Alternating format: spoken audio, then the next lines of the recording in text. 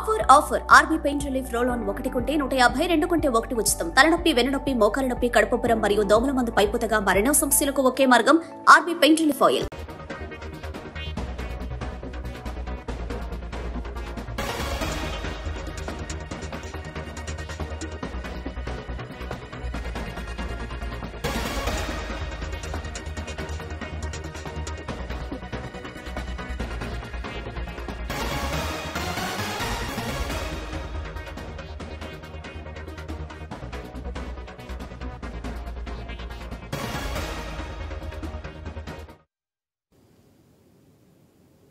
పశ్చిమ గోదావరి జిల్లా వైసీపీలో నరసాపురం ఎంపీ అభ్యర్థి మార్పు అంటూ ప్రచారం ఊపందుకుంది.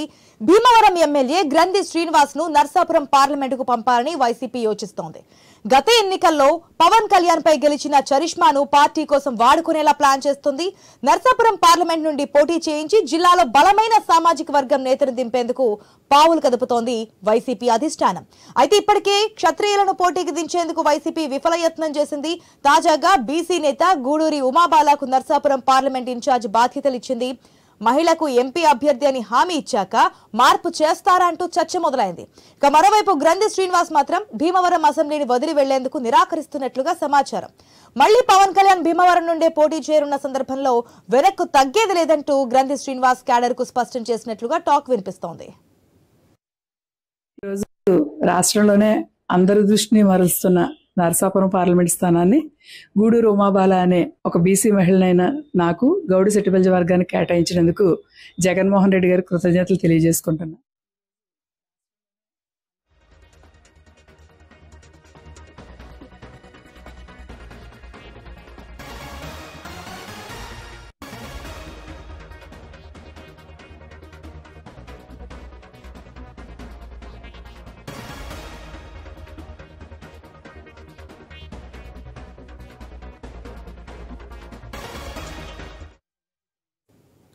పశ్చిమ గోదావరి జిల్లా వైసీపీలో నరసాపురం ఎంపీ అభ్యర్థి మార్పు అంటూ ప్రచారం ఊపందుకుంది. భీమవరం ఎమ్మెల్యే గ్రంథి శ్రీనివాస్ ను నరసాపురం పార్లమెంటుకు పంపాలని వైసీపీ యోచిస్తున్నట్టుగా తెలుస్తోంది. అయితే గత ఎన్నికల్లో పవన్ కళ్యాణ్ పై గెలిచిన చరిష్మాను యూజ్ చేసుకోవాలంటూ కూడా పార్టీ యోచిస్తోంది. అయితే ఇదివరకే మనం చూస్తున్నాం, ఏదైతే ఉమాబాలను ఎంపీగా పోటీ చేస్తూ ప్రకటించినటువంటి సిచ్యువేషన్ ఇన్ఛార్జ్గా. కాకపోతే ఎంతవరకు మారుస్తారనేది ఒక ప్రశ్న అయితే తెర మీదకి వస్తుంది. దీనికి సంబంధించి పూర్తి అప్డేట్స్ మా ప్రతినిధి భార్గవ్ ద్వారా తెలుసుకుందాం. Right, good morning Bhargav. ఇప్పటికే ఇన్ఛార్జ్ ప్రకటిస్తూ వస్తుంది అధికార పార్టీ, కానీ దాంట్లో కూడా మార్పులు చేర్పులు జరగచ్చు అనే విషయాలు కూడా మనం చూస్తూ ఉన్నాం.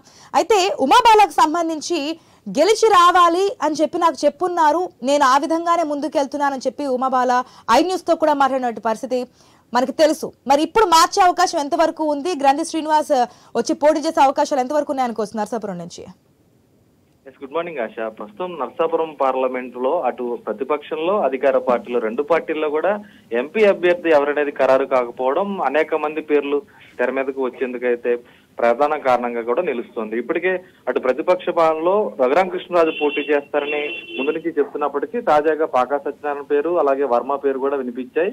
ప్రతిపక్షంలో అభ్యర్థి పేరు ఖరారయ్యే వరకు కూడా అధికార పార్టీలో కూడా ఈ రోజు ఖరారు అవ్వదనేది మాత్రం ఈ రోజు తెర మీదకి వచ్చినటువంటి అంశం ద్వారా కూడా తెలుసుకోవచ్చు. ఎందుకంటే ఇప్పటికే ఒక బీసీ మహిళా నేత అయినటువంటి న్యాయవాది గూడూరు ఉమాబాలకు నియోజకవర్గ ఇన్ఛార్జ్ బాధ్యతలు ఇచ్చారు. ఆమె అభ్యర్థి అంటూ కూడా ఆమె ప్రచారం ప్రారంభించేసినటువంటి పరిస్థితి ఉంది. అయితే ఈ తరుణంలోనే ఎమ్మెల్యే గ్రంథి శ్రీనివాస్ పేరు కూడా నరసాపురం పార్లమెంట్ నుంచి పోటీ చేస్తారంటూ వినిపిస్తుంది. ఇందుకు సంబంధించి ఆ పార్టీ అధిష్టానం నుంచి నేరుగా ఆయన్ను సంప్రదించి ఆయన నరసాపురం పార్లమెంట్ కు వెళ్లాలంటూ కూడా సూచించినట్లయితే తెలుస్తుంది. అయితే దీనికి సంబంధించి ఇప్పుడు గ్రంథి శ్రీనివాస్ మాత్రం మళ్ళీ పవన్ కళ్యాణ్ భీమవరం నుంచే పోటీ చేస్తున్నారు కాబట్టి ఖచ్చితంగా వెనక్కి వెళ్లేది లేదు అంటూ కూడా ఆయన పార్టీకి తన నిర్ణయాన్ని వెనక్కి చెప్పేసినట్లయితే తెలుస్తోంది. అయితే మరి నరసాపురం ఎంపీ అభ్యర్థిని ఎందుకు మార్చాల్సి వచ్చింది అనేటువంటి ప్రశ్న మాత్రం ప్రస్తుతం నరసాపురం జిల్లాలోనే కాకుండా వైసీపీలో కూడా తీవ్ర చర్చనీయాంశంగా మారింది. ఎందుకంటే ఒక మహిళకు ఇచ్చిన తర్వాత మళ్ళీ తిరిగి వెనక్కి తీసుకుంటే అది ఎంతవరకు మైనస్ అవుతుంది అనేటువంటి చర్చ కూడా ప్రస్తుతం పార్టీలో జరుగుతుంది. అయితే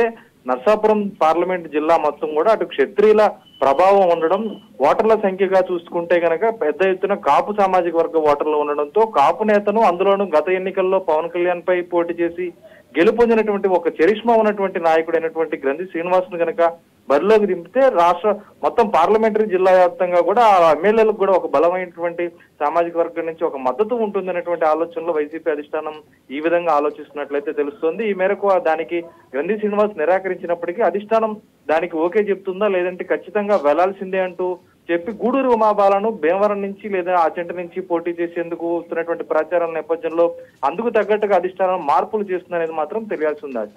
భార్గవ్, ఒకవేళ గ్రంథి శ్రీనివాస్ ఇటుపక్క భీమవరం నుంచి కాకుండా నర్సాపురం నుంచి పోటీ చేస్తే గనక ఉమాబాల సపోర్ట్ ఇప్పటికే ఉమాబాల మీడియాతో మాట్లాడడం కానీ లేదంటే ప్రచారంలో ముందుకు వెళ్ళడం కానీ నన్ను గెలిచి రమ్మని చెప్పారు, గెలిచి వస్తాను, నాకు ఇచ్చినటువంటి మాట నిలబెట్టుకుంటానని చెప్తున్నటువంటి సిచ్యువేషన్స్ లో ఎంతవరకు సపోర్ట్ చేసే అవకాశాలు ఉంటాయి అనుకోవచ్చు?